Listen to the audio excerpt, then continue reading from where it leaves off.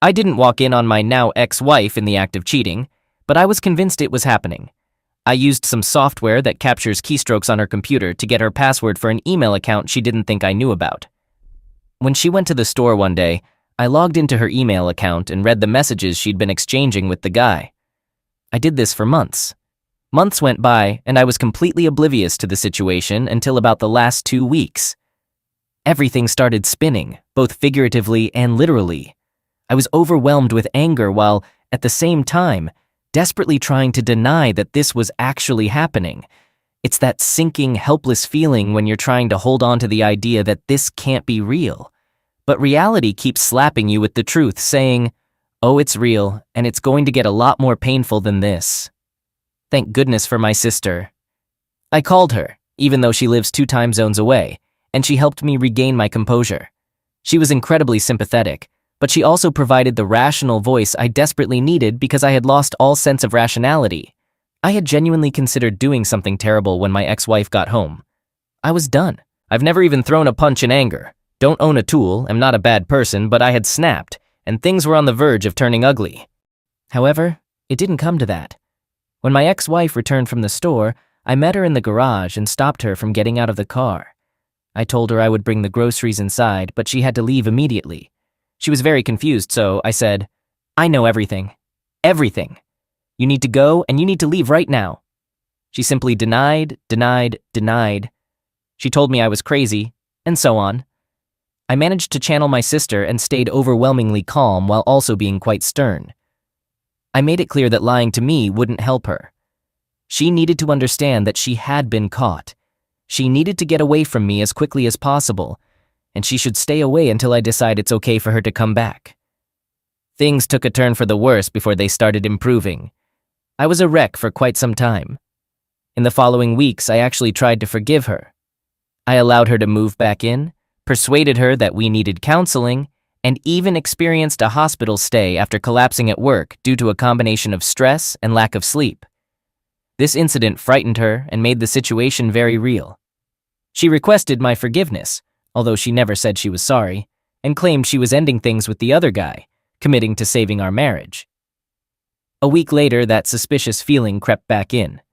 She was in the shower, and I still had the keylogging software on her computer.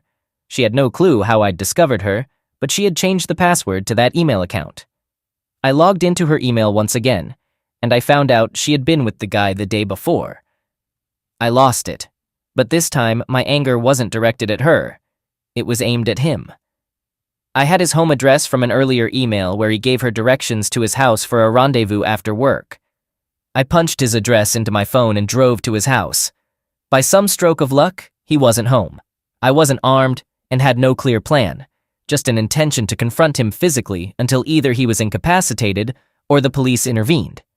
But he wasn't there.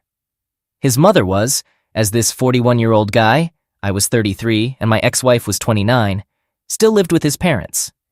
His mom appeared to be a sweet elderly lady, so when he wasn't there, she asked if she could pass on a message. I replied, "Sure, tell him Dave stopped by. I'm sure he'll be pleased to hear that."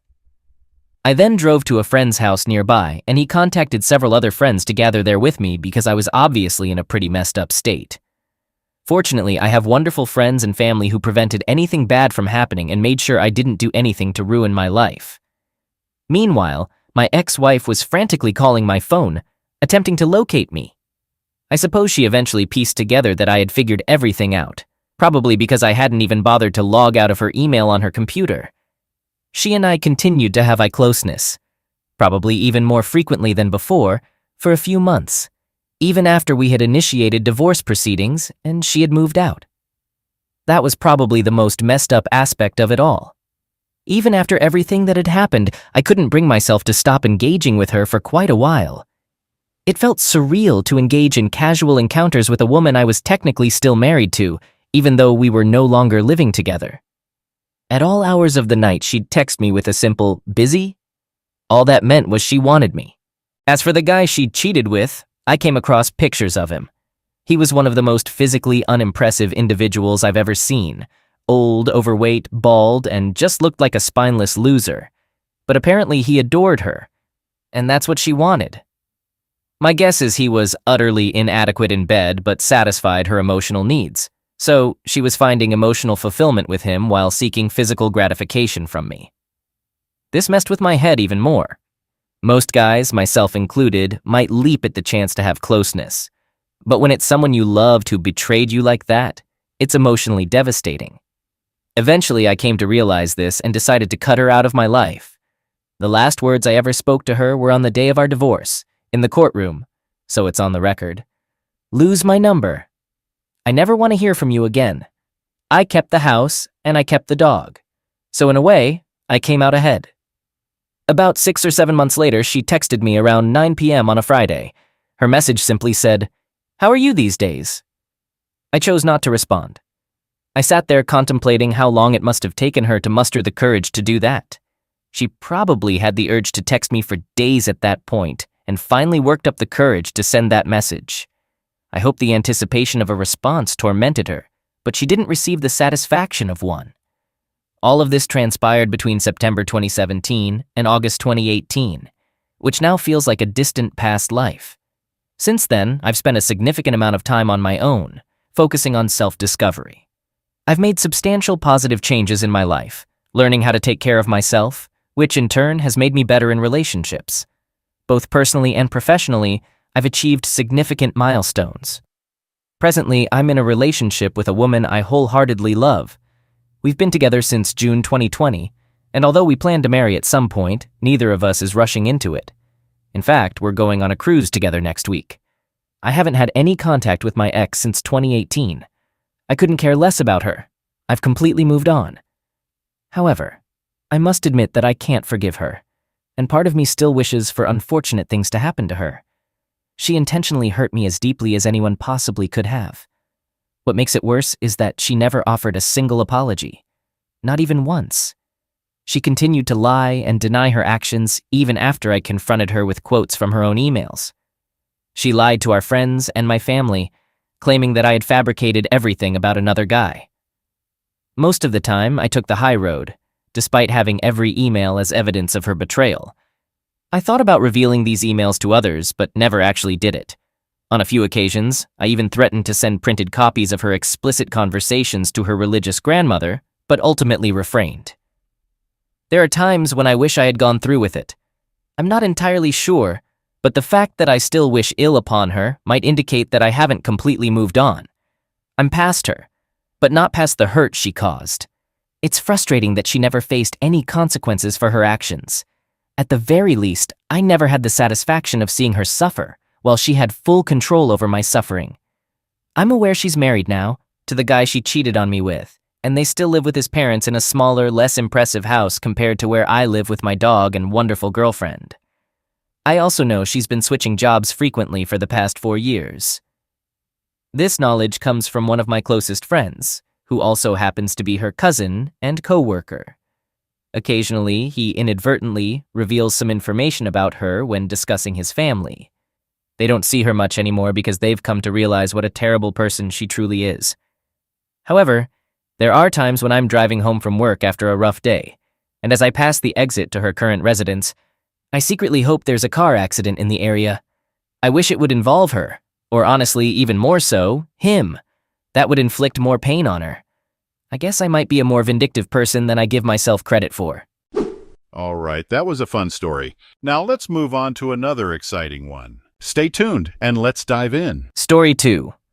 I'm a 28-year-old guy, and I discovered that my 28-year-old wife had an affair with her ex-boss, a 35-year-old married man with kids. We've been married for 5 years and we've been together since high school. In fact, we were even childhood neighbors. She's always been a constant presence in my life. We both came from broken families, and we thought we were creating something different from what we grew up with. At least, that's what I believed. Maybe I was just incredibly naive all along. I still work remotely, while my wife has gone back to working in person. There aren't many women in her field, and she often complained to me about her job feeling like a boys' club. Her affair partner, who was also her supervisor at the time, was supposed to be one of the good ones and looked out for her at work. Recently, my wife got a promotion, and I was genuinely happy for her. She became a supervisor herself, which came with more responsibilities, including a few business trips throughout the year. Her first trip was last week from Wednesday to Friday. Before she left, I told her I'd be cheering her on from home, and she told me to take care of her heart because she always says that whenever we have to be apart. On Monday, she came home from work early, and I immediately sensed that something was wrong. She looked distressed, and there was a red mark on her right cheek. My wife is fair-skinned and bruises easily. I asked her what had happened, but she only wanted a hug and said she needed to feel my embrace. After hugging for a while, she finally admitted that something terrible had occurred at work. She sat me down on the couch and confessed to something that has shattered me and turned my life upside down. She had closeness with her former supervisor during the business trip. At first, I couldn't even process it. It felt like I was witnessing it happening to someone else, or that she was about to reveal it was all a cruel joke. I think I would have preferred the cruel joke over this harsh reality. Throughout her confession, I remained completely silent, not uttering a single word. I was just in a state of shock. Cheating has always been a sensitive topic for me, as it is for many people. My own family was torn apart by an affair my dad had. I was the one who discovered his infidelity and had to inform my mom. My relationship with my dad has never been the same since, as he blames me for ruining the family and has never forgiven me. My wife knew how deeply cheating affected me, as she had seen me cry over it when we were teenagers, and she had comforted me. And now, she's done this to me? To us? To make matters worse, it turns out the man's wife found out about the affair and confronted her husband and my wife at their workplace. It turned into a big scene, with employees and customers as witnesses. The woman called my wife white trash and even slapped her. After the slap, other employees stepped in, and the woman was eventually escorted out of the building. My wife then called her older sister, 30F, who scolded her and insisted she needed to confess the affair to me, emphasizing that I deserved to hear it from her. Still, I remained silent, and she pleaded with me to say something. In that moment, all I could manage to say was that I needed her to explain what had happened during the trip. She recounted that on the second day of the trip, she went out for drinks with the other team leads. As the night went on, the other team leads gradually left until only she and her former supervisor remained, and they ended up going back to his room to listen to music. He kept showering her with compliments, telling her how attractive she was, and suggesting that if he were in my shoes, he wouldn't be able to resist her. He eventually kissed her. According to my wife, she felt overwhelmed and claimed she wasn't thinking clearly. However, she allowed him to continue kissing her, which escalated to him groping her, and ultimately they became intimate. I couldn't bear to hear more details, so I abruptly got up from the couch and told her to stop. She extended her hand toward me, but I moved away, instructing her not to touch me. She broke down in tears, offering profuse apologies and pleading for forgiveness. She kept emphasizing that it was the gravest mistake she had ever made, expressing self-loathing and wishing she could undo it. She repeatedly professed her love for me, insisting that she loved only me and that alcohol had clouded her judgment. I informed her that she needed to leave immediately, urging her to call her sister to come pick her up. She got up from the couch, crying even harder, and attempted to hug me, but I distanced myself once again. She begged me not to take this course of action, making promises like quitting her job, granting me unrestricted access to her phone, and proposing that we undergo counseling. I couldn't hold myself together. I told her that if she wasn't going to leave the house, then I would. I didn't even pause to pack a bag or anything. I simply headed for the door. She grabbed my arm, seemingly trying to prevent me from leaving, and continued to plead with me, emphasizing that after everything we'd been through, this couldn't be the end of us. Update. Yesterday, I decided to reach out to the other betrayed spouse. I felt it was crucial to hear her perspective to gain clarity, as she wouldn't have any reason to deceive me or hold back information. I located her Facebook account and messaged her on Messenger. She responded in less than 10 minutes and offered to video call right away. I promptly confirmed my availability. With just one glance and no words exchanged, it was evident that she was going through a similar ordeal as me. She mentioned that shortly after being escorted out of the workplace last Monday, she actually attempted to get in touch with me but couldn't find my contact information. In fact, one of the last things she told my wife was a threat to inform me about the affair. As she recounted this, all I could think about was how my wife hurried home that day, and how her sister insisted that I needed to hear about the affair from her. I inquired if she knew more about what happened during the team lead trip, or if it was indeed just a one-night stand. I also asked how she found out about it. What she shared with me confirmed my worst fears. The affair had been ongoing before the trip, and she had documented proof in the form of text messages that indicated an intense emotional affair. OBS shared all this with me through screen sharing, and I could hardly keep my composure. She explained that back in January, she noticed her husband becoming distant and disinterested in their relationship. There were instances when she saw him texting my wife, but he dismissed it as work-related conversations. The day before the trip, she visited the workplace to drop something off that her significant other had forgotten. She found my wife in his office, standing closely together, joking and smiling. The atmosphere between them seemed flirtatious. When they noticed her, they quickly separated, and my wife appeared panicked while her husband attempted to act nonchalant. It was at that moment that OBS became certain something was going on between her husband and my wife, but she chose not to confront it, wanting undeniable proof that her husband couldn't deny. After the trip, her significant other became even more distant and dismissive. That night, she waited until he had fallen asleep and then checked his phone. She went to his text conversation with my wife, where everything was laid bare, explicit texts exchanged before the trip. It began as emotional infidelity, with some messages from the other man stating that he couldn't concentrate at work whenever my wife was around. In these texts, it was clear that the other man was the one pursuing my wife, but it didn't make much of a difference because she never rejected his advances. Some of the texts before the trip had the other man blaming his wife and venting about repeated miscarriages. It was truly disgusting the way he spoke about her to my wife. He repeatedly mentioned how he might need a woman like my wife. There were texts from last Thursday night with the other man inviting my wife to join the team for drinks, and texts he sent her the following morning that strongly indicated they had closeness. At this point, my wife hadn't replied to him since Thursday night. I didn't think it was possible for me to feel any more pain, but here I am. The other betrayed spouse mentioned that it took all her strength to remain calm because she didn't want to wake her twins sleeping in the other room. She decided not to wake her husband or confront him right away. In her heart, she had already moved on from him, feeling that he had crossed a line that couldn't be crossed back. She confessed that she was angrier than she had ever been in their marriage, and she was determined to hurt him in the same way he had hurt her. So she put on a facade, pretended everything was normal, and waited until Monday to expose him at work in front of his colleagues, subordinates, and customers. She explained that this confrontation had been building up for a while. It happened by chance that my wife was at work that day too. When the other betrayed spouse saw my wife with the other man and another coworker, she decided to confront my wife as well.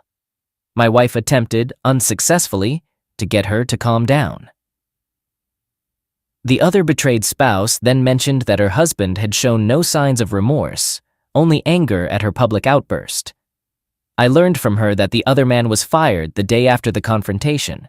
She also kicked him out of their house, and she shared that one of the most challenging aspects was explaining all of this to her twins.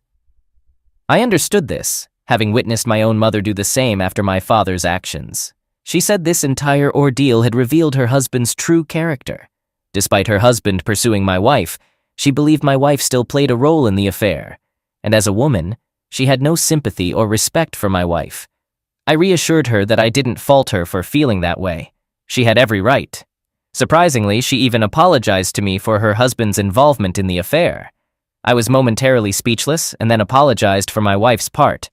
She mentioned that we were now both members of a club we never wanted to join, a club our significant others had forced us into. She inquired about my wife and me, and I informed her that I wasn't currently living with my wife. We wished each other the best, exchanged numbers, and left the door open for future conversations. Part of me felt a sense of satisfaction that the other man was losing everything, his job and his family, and perhaps he was experiencing suffering as well. However, I wasn't proud of that feeling. Simultaneously, I felt immense anger toward my wife for what she had done to us, for breaking our vows, and for jeopardizing my health. We had love after she returned from the trip, and the post-trip texts suggested that protection may not have been used. I am aware that I need to re-establish contact with my wife to discuss the information provided by the other betrayed spouse and request a timeline. Update. Hello everyone, here's an update on the situation. I've been maintaining light contact with my wife. She texted me about her post-suspension meeting and an hour later informed me that she had been fired. She still appeared the same as on Sunday. She mentioned that she had completed the timeline, and I told her I would come over tomorrow. She expressed that writing the timeline was one of the most challenging tasks she has ever undertaken, second only to our current separation. My mom offered to accompany me for support, clarifying that she wouldn't enter the house but would wait in the car. I believe she was concerned about my well-being during the drive back. I accepted her offer, and we drove to my wife's location. She was waiting for me inside with a 2-page document. She appeared anxious, and I sat beside her on the couch, reminiscent of day. I asked her to read the timeline, which surprised her, evident by the fear on her face. We have always been in tune with each other, and her fear only intensified my anxiety. I explained that I needed her to do this for me, and after a moment she complied. It was crushing on day, equally crushing when I spoke to the other betrayed spouse, devastating when my wife admitted to the emotional affair, and it remained just as crushing now. The timeline covered the period from when my wife was hired until today. It outlined how her friendship with the other man began, the workplace culture, and how the other man presented himself as different. While he engaged in jokes with the guys, he didn't participate in the nonsense and maintained his department effectively. He started looking out for my wife and went out of his way to ensure her work was acknowledged. A friendship developed, and the other man began venting about his home life, with my wife becoming a supportive listener. He would inquire about her life, and it seemed like he was probing. She shared details about her mother's relapse. He became more outspoken in venting, and she regrets not speaking up earlier, but her perception of AP as one of the good ones clouded her judgment. At work, co-workers teased her for being AP's favorite, among other things. She didn't share this with me because, at the time, I was dealing with issues involving my dad, and she felt her problems were insignificant in comparison, not wanting to burden me. Instead, she vented to AP, which kick-started the emotional affair, and now AP was privy to problems I knew nothing about. Learning this was painful because we had always maintained open communication. There was nothing we couldn't discuss. Regardless of my own concerns, she was my top priority, and I would have been there for her. We were a united team. AP began flirting at work and via text messages, and she reciprocated. He mentioned an upcoming promotion and expressed his desire to ensure she was considered because she was one of the top employees. After the promotion, he hugged her, marking their first physical contact, and humorously suggested she could thank him later. During a team outing for drinks, they separated to their own table, where he vented about OBS and his children. They proceeded to his hotel room under the pretext of listening to music and continuing the celebration of her promotion. He played music and commented on the view from his room. He pulled her close and engaged in some dancing, repeatedly expressing how attractive she was and how he wouldn't be able to resist her if he were in my shoes. Eventually, he kissed her, causing her to freeze up. Her thoughts shut down, and her emotions were absent. AP began touching her, leading to closeness. She did not have a peak, and AP finished quickly. He remarked, "That was quite the celebration." Subsequently, he fell asleep. She discreetly left the bed and returned to her room. She immediately entered the shower and vigorously scrubbed her body, but she still felt tainted. She didn't sleep that night, spending it in tears as she thought about me. The following morning, there was only one meeting scheduled, but she didn't attend. AP called and expressed disappointment about missing another chance in the morning. She was providing minimal responses, and he inquired if something was wrong. However, she lied, claiming to be hungover. He offered to cover for her at the meeting and suggested the idea of extending their stay by another day. She was terrified of telling me what had occurred because she understood that cheating was an absolute deal-breaker for me. She devised a plan to end the affair by limiting her communication with AP to work-related matters. Upon reuniting with me, she returned home early, burdened by guilt but acting as if nothing was amiss. On Saturday morning, she initiated closeness in an attempt to cleanse herself of her actions, but she only felt worse because she had been with AP without using protection. On Monday, AP took her aside, and she told him they should leave what happened in the past, acknowledging it was a mistake. However, AP contested this until another colleague approached. After the confrontation, she called her sister in a state of panic, and it was on the same day that my sister-in-law discovered the affair, just like I did. I believe individual counseling would be beneficial. I underwent IC for a year following my dad's affair. Additionally, I still intend to pursue the polygraph route. I'm aware that I need to have my WW take a pregnancy test, even though she's on birth control. I would greatly appreciate any thoughts and advice on this entire situation. Update. On Friday night, I reached out to OBS via text to inquire if we could have a conversation. I sought her perspective and wanted to check on how she and her twins were coping. She called, mentioning that she had just put her children to bed, and explained how tough it had been on them. She emphasized that it was going to be a contentious divorce. AP was portraying himself as the victim, and seemed arrogant. He hadn't offered an apology or taken any responsibility. He was residing in an extended stay accommodation, but she had changed the locks to prevent him from coming and going freely. I inquired about AP's background, specifically regarding any history of cheating or abusing his power. She understood the direction of my questioning. She mentioned suspicions of past infidelity throughout the years, believing that a woman often senses such things but lacks concrete evidence that he couldn't deny. She thinks he became overly confident and careless with my WW. There was one incident 5 years ago at AP's previous job when a coworker reported him to HR for retaliating against her after she rejected his advances, but no consequences followed. She was labeled as a difficult employee who was frequently late and was dismissed as bitter after AP wrote her up. OBS admitted that she ignored the warning signs at that time because she was pregnant. There were no further allegations, and he had a strong reputation. It took me a moment to process this information. I also asked if AP had provided her with a timeline, to which she responded that she didn't care for one because she simply wants a divorce. She inquired about my decision regarding my WW and suggested her attorney's services when I was ready, or for a consultation. I accepted the information and expressed my gratitude. We briefly discussed life after day before ending the call. My anger towards AP intensified. I do believe he targeted my WW, but she still engaged in an emotional affair that grew, leaving me feeling deeply hurt, lost, and betrayed. Update. The next morning, I woke up with a sense of clarity. I knew what I had to do. I called the attorney OBS had recommended and set up a consultation. The attorney was understanding and professional, and he assured me that he would guide me through the process. As the day wore on, my anger grew. I decided to take action. I called the attorney and asked him to prepare the divorce papers. When they were ready, I felt a surge of emotions. Anger, sadness, betrayal, all mixed together. I gathered all of my wife's belongings and stuffed them into trash bags. I placed them outside the house and sent her a text. If you want your things, come get them now, or they'll be thrown away. Within an hour, she was at the door. Her face was pale and her eyes were red from crying. I handed her the divorce papers without saying a word. She looked at them, her hands shaking, and then back at me. "Is this what you really want?" she whispered. I took a deep breath, trying to control the anger that was bubbling up inside me. "After everything you've done, after everything we've been through, you have the audacity to ask me that?" She broke down, falling to her knees and begging for another chance. She said she had no job, her savings were low, and she had nowhere to go. She even tried to shift the blame onto her affair partner, saying he had pressured her into the affair, but I had heard enough. I said, "You need to take responsibility for your actions.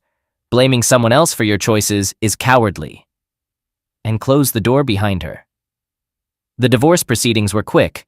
My attorney had prepared everything meticulously, and within a few months, it was all over. I moved out of our shared home and started a new life. OBS and I continued to see each other, and our relationship grew stronger with each passing day. We both had our scars, but we were healing together.